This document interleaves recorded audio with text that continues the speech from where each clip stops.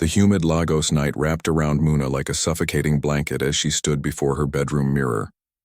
Her curvaceous silhouette was perfectly outlined by the deep neck, off-shoulder yellow-green shirt that hugged her full figure, and her long black hair cascaded down her shoulders like silk. At 25, Muna was the kind of woman who turned heads wherever she walked. Her rich ebony skin glowed with natural radiance.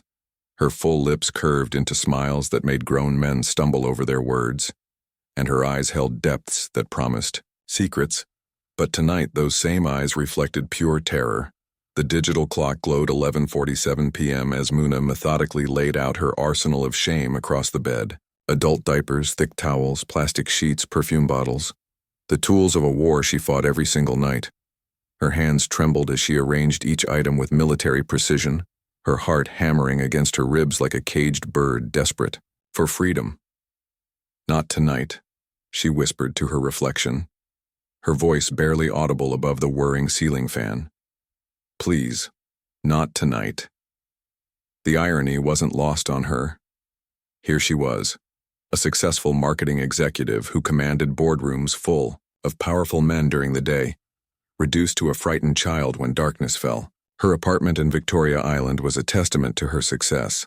Floor-to-ceiling windows overlooking the lagoon, Italian leather furniture, artwork that cost more than most people's annual salary. Yet none of her achievements could protect her from the demon that haunted her sleep. Her phone buzzed. A text from Kemi, her best friend. "How's the date prep going? David seems really into you." David, tall, dark, impossibly handsome David with his athletic build and infectious laugh. A successful architect who drove a Range Rover and wore designer suits that accentuated his broad shoulders.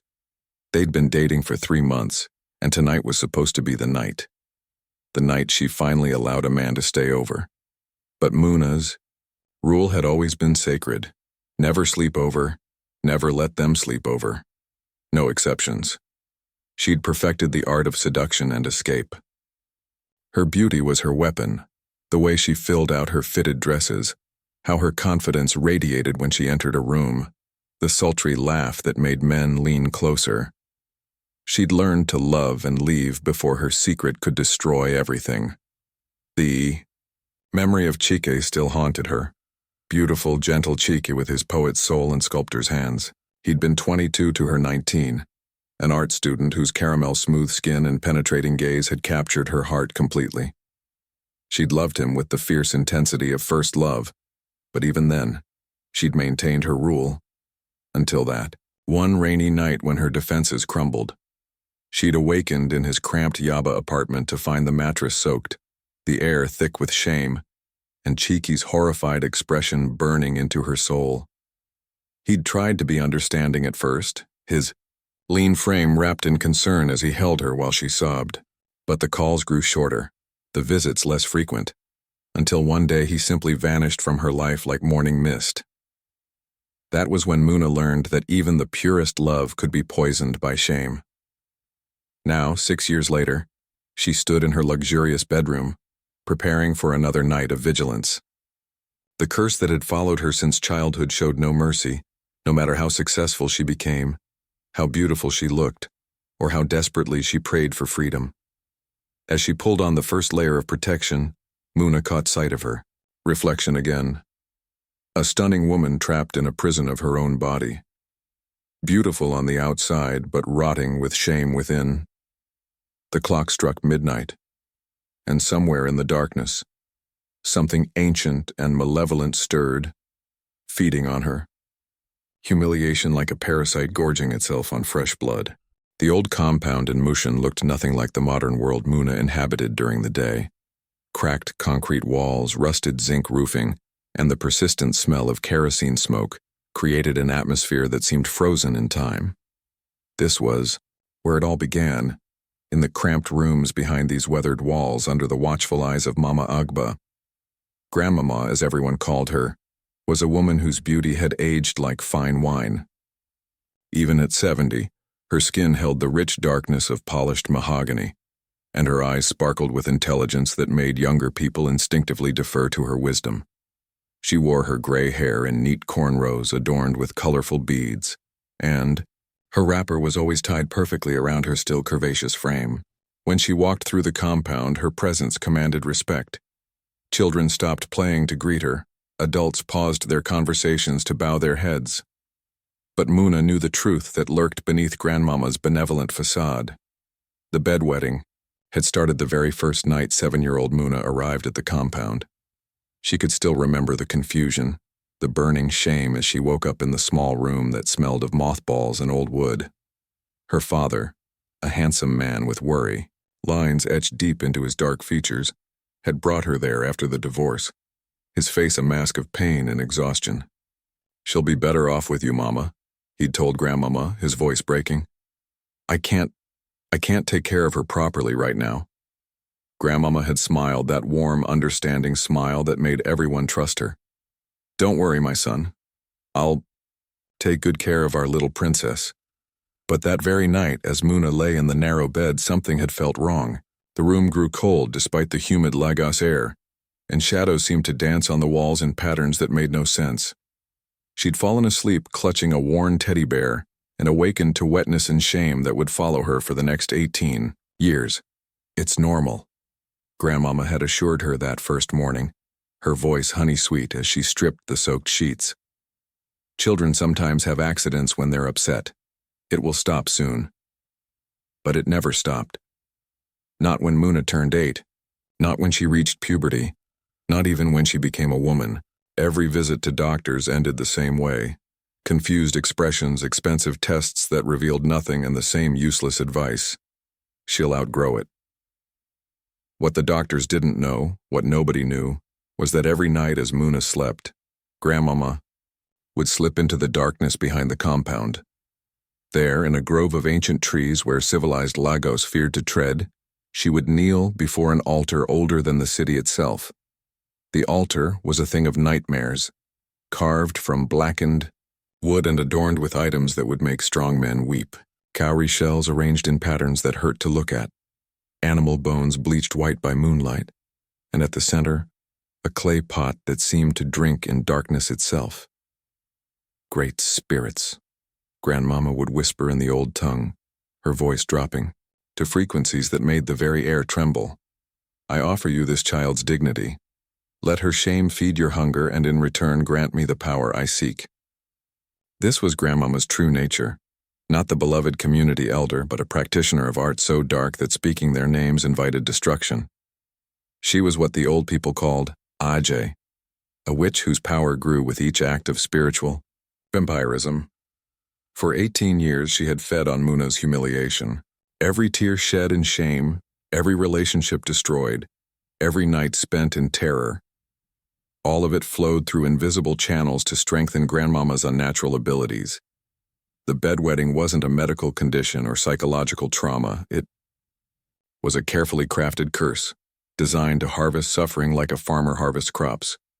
And Muna, beautiful, successful, intelligent Muna, had no idea that the woman who raised her was slowly devouring her soul, one shameful night at a time.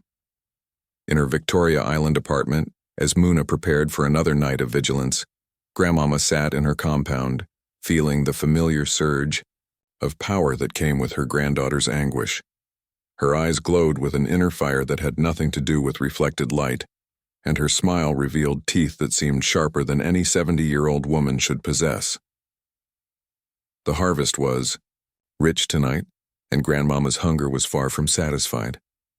Adebayo Mark Emanuel stood 6 feet 4 inches tall, his broad shoulders filling out his simple white shirt like a promise of protection. His skin was the deep black of river stones, smooth and unblemished, and when he smiled, his perfect white teeth could light up the darkest room. At 32, he'd never been married, though not for lack of opportunity. Women in Ikoyi, where he taught at the prestigious secondary school, often found excuses to visit his classroom, drawn by his gentle voice and the quiet strength that radiated from his athletic frame. But Mark had been waiting for something more than physical attraction. He'd been waiting for a love that would test him, challenge him, and prove worthy of the devotion he'd been saving his entire adult life. He found it in Muna. Their first meeting had been at the school's fundraising gala. She was there representing her marketing firm, stunning in a form-fitting emerald dress that showcased every curve of her body. Her long black hair was styled in elegant waves, and when she laughed at something the principal said, Mark felt something shift in the very foundations of his world. "Excuse me?" He'd approached her during the cocktail hour, his deep voice cutting through the chatter of Lagos society. "I'm Mark Emanuel. I teach here." When Muna turned to face him, her breath caught slightly. This wasn't the typical Lagos big boy with flashy jewelry and loud personality. This was a man whose presence filled space without demanding attention, whose eyes held depths that suggested both strength and gentleness. "Muna Adebisi," she'd replied, extending a perfectly manicured hand. "I handle the school's marketing campaigns." "I know," Mark had smiled, his gaze never leaving her face. "I've been hoping to meet the brilliant mind behind those campaigns, and I have to say the mind is even more beautiful than the work." For 3 months they'd courted with the intensity of a Lagos thunderstorm. Mark would pick her up in his modest Honda, taking her to quiet restaurants where they could talk for hours. He never tried to impress her with expensive gifts or flashy displays. Instead, he listened when she spoke about her work, remembered the small details she shared about her dreams, and made her laugh in ways she'd forgotten were possible. Muna found herself falling deeper than she'd ever fallen before. Mark's touch was electric, his large hands gentle when they held hers, his lips soft when they kissed her goodnight at her apartment door. His body was a work of art, all defined muscles and careful strength, but it was his mind that truly seduced her. "I love how you think," he'd told her one evening as they walked along the beach in Lekki. "Most people talk to fill silence. You talk to share truth." But even as love bloomed between them, Muna's old terror grew stronger. The bedwetting hadn't stopped. If anything, it had become more frequent, more intense, as if something was feeding on her happiness and transforming it into fuel for her humiliation. The night everything changed started like any other. They'd had dinner at her apartment, Muna cooking jollof rice that made Mark groan with pleasure, her movements in the kitchen graceful and seductive in her yellow-green off-shoulder top and fitted shorts. They'd talked and laughed until nearly midnight, and when Mark stood to leave, something in Muna's expression made him pause. "What is it?" he asked, his hands gentle on her shoulders. "Stay," she whispered, the word torn from somewhere deep in her chest. "Just stay tonight." Mark's eyes searched her face, reading the fear and desire warring there. "Are you sure?" Muna nodded, though her hands were already trembling. She'd prepared as always.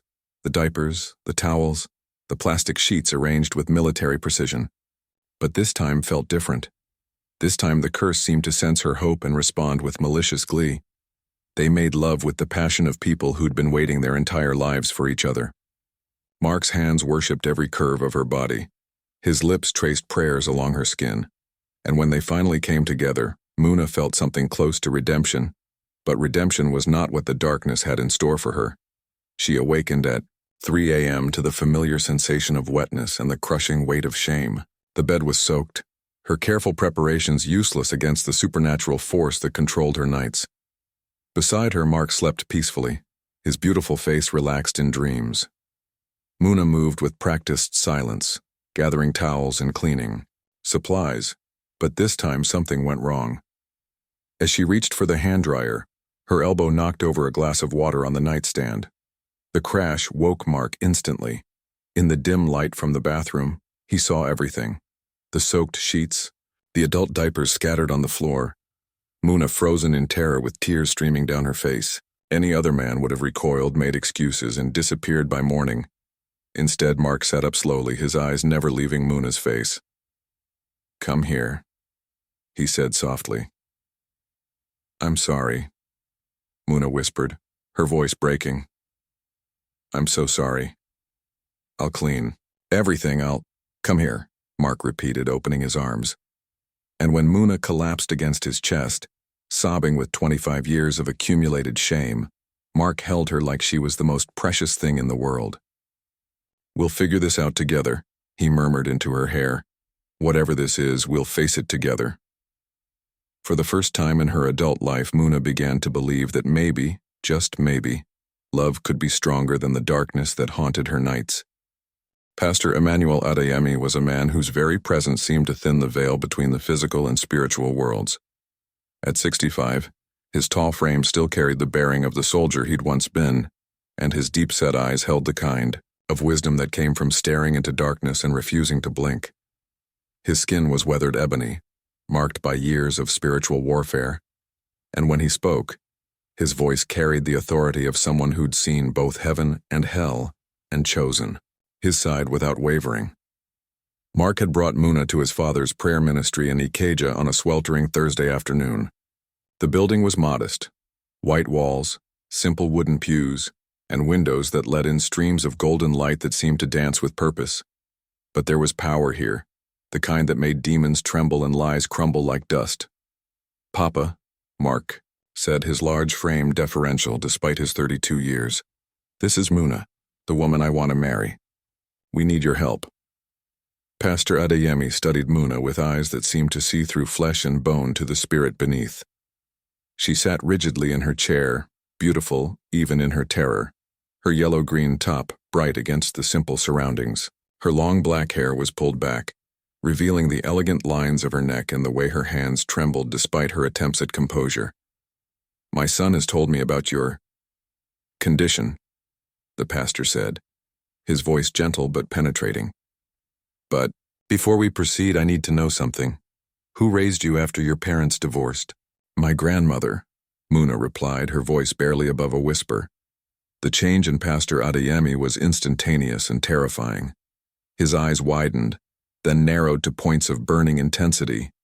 The temperature in the room seemed to drop 10 degrees, and somewhere in the distance a door slammed with no apparent cause. "Your father's mother?" he asked, his voice now carrying undertones that made the windows rattle. "Yes, sir."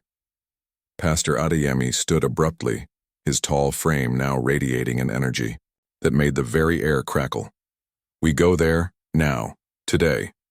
The drive to Mushin was conducted in tense silence. Mark drove while Pastor Adeyemi sat in the passenger seat, his lips moving in constant prayer, his hands gripping a leather-bound Bible that looked like it had survived multiple wars. Muna sat in the back, her curvaceous form rigid with dread, her mind racing with questions she was too afraid to voice. The compound looked different in the afternoon heat, smaller, shabbier, with an underlying wrongness that hadn't been there in her childhood memories.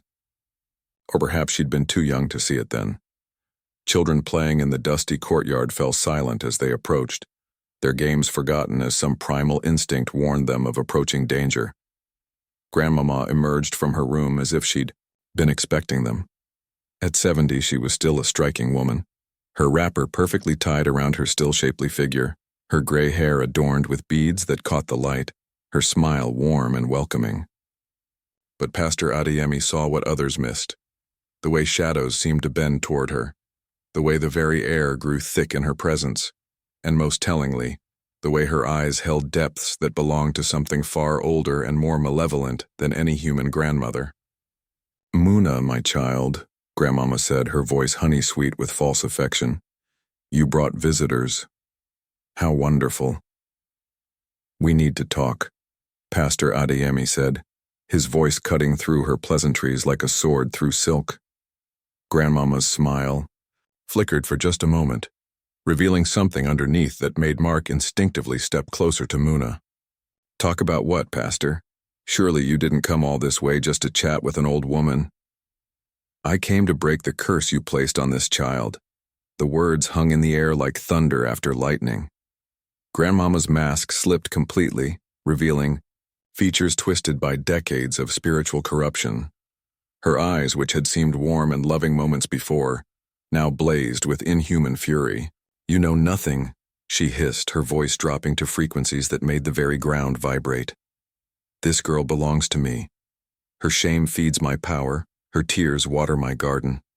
For 18 years I have harvested her humiliation, and I will not be denied my crop."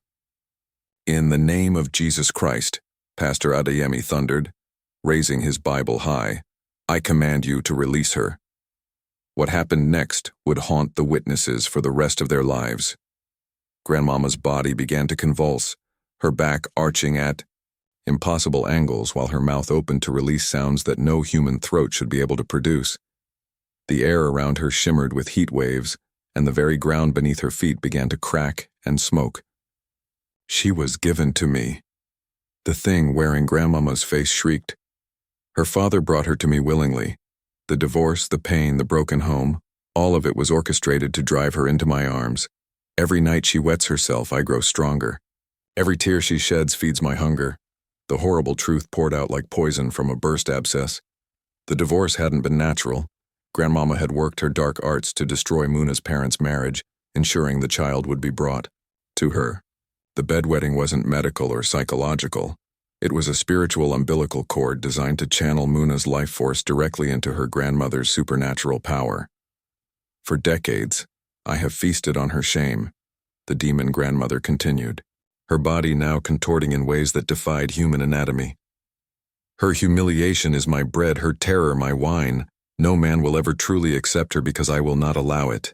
She will die alone and ashamed, and her death will grant me immortality. Pastor Adeyemi raised his voice in prayer that shook the very foundations of hell. Mark held Muna as she collapsed, her mind struggling to process the magnitude of the betrayal. The woman who had raised her, loved her, comforted her through childhood fears, had been feeding on her suffering like a spiritual parasite. The confrontation had begun, but the real battle was just starting. And in that battle, only one side could survive. The spiritual battle that erupted in Grandmama's compound that afternoon was like nothing the physical world had ever witnessed. Pastor Adeyemi stood like a pillar of divine fire, his tall frame radiating power that made the very air around him glow with golden light. His voice rose in prayers that seemed to come from somewhere beyond human understanding, each word striking the demonic presence inhabiting Grandmama like physical blows. "Every chain be broken," he thundered, his leather, Bible raised high. "Every curse return to sender. In the mighty name of Jesus, I command every evil spirit to loose its hold." The thing that had been Grandmama writhed on the ground, her body contorting in ways that defied human anatomy. Her beautiful face, which had deceived so many for so long, now showed its true nature. Features twisted by decades of spiritual corruption, eyes that burned with inhuman malice, and a mouth that opened to release sounds from the very depths of hell. "She is mine," the demon shrieked, its voice no longer even pretending to be human. 18 years I have fed on her shame. 18 years of tears and humiliation. You cannot take what was freely given. Mark held Muna against his broad chest as she shook with the revelation of her grandmother's betrayal. Her curvaceous form trembled with shock and rage as the full horror of her situation became clear. The woman who had raised her, who had comforted her through childhood nightmares, who had seemed to love her unconditionally, had been slowly devouring her soul for nearly 2 decades. "The contract is broken," Pastor Adeyemi declared, his voice carrying authority that made the ground beneath their feet tremble. She was given as a child unable to consent. She was deceived about the nature of her condition. The enemy operated through fraud, and fraudulent contracts have no power in the courts of heaven. "No!" The scream that erupted from Grandmama's throat shattered windows throughout the compound. Her body began to levitate, rising several feet off the ground while dark energy swirled around her like a malevolent hurricane. "I will not release her. Her shame is my power. Her tears are my sustenance." But even as the demon raged, its hold was weakening. The power that had sustained it for so long, Muna's humiliation and self-hatred, was being challenged by something stronger. Mark's unwavering love, his absolute acceptance of her despite her condition, was acting like acid on the spiritual chains that bound her. "I love her," Mark declared, his deep voice cutting through the supernatural chaos. "Not despite her struggles, but including them. Not for her perfection, but for her humanity. Your power over her is broken because she is no longer alone in her shame." The effect of his words was immediate and devastating to the demonic force. Grandmama's floating form began to descend as the dark energy around her flickered and dimmed. Love, pure, unconditional, accepting love, was proving to be the antithesis of everything the curse represented. You thought shame would be her destruction. Pastor Adeyemi continued, his prayers now taking on the tone of victory rather than battle. But shame can only thrive in isolation. Love shared is shame destroyed. Hope restored is power reclaimed. Muna felt something breaking inside her. Not breaking apart, but breaking free. The chains she'd carried for 18 years, chains made of shame and self-hatred and the crushing weight of secrets, were snapping one by one. In their place, something warm and golden was flooding through her spirit, the realization that she was loved, truly loved, by a man who had seen her at her absolute worst and chosen to stay. I renounce every agreement made on my behalf as a child, Muna declared, her voice growing stronger with each word. I reject every curse placed upon my life. I choose love over shame, truth over deception, freedom over bondage. The words hit the demonic presence like lightning bolts. Grandmama's body convulsed one final time, her mouth opening in a shriek of pure rage and defeat. Then, suddenly, the malevolent energy that had sustained her for decades simply left. What remained was just an old woman, her face now showing her true age, her body frail and mortal once again. She looked up at Muna with eyes that were finally, purely human, eyes filled with the horror of what she had done. Muna, she whispered, her voice barely audible. My child, what have I done? What have I become? But even as recognition and remorse flickered in her eyes, the cost of her decades-long bargain with darkness was exacting its final payment. Her body, which had been sustained by supernatural power for so long, began to age rapidly now that the source was gone. In moments, she went from looking 70 to looking ancient, her breath growing shallow, her heartbeat irregular. Forgive me, she gasped, reaching toward Muna with trembling fingers. I thought power was worth more than love. I was wrong. So terribly wrong. Grandmama died as the sun set over Lagos, her last breath carrying with it the end of 18 years of supernatural torment. But her death wasn't an ending. It was a liberation.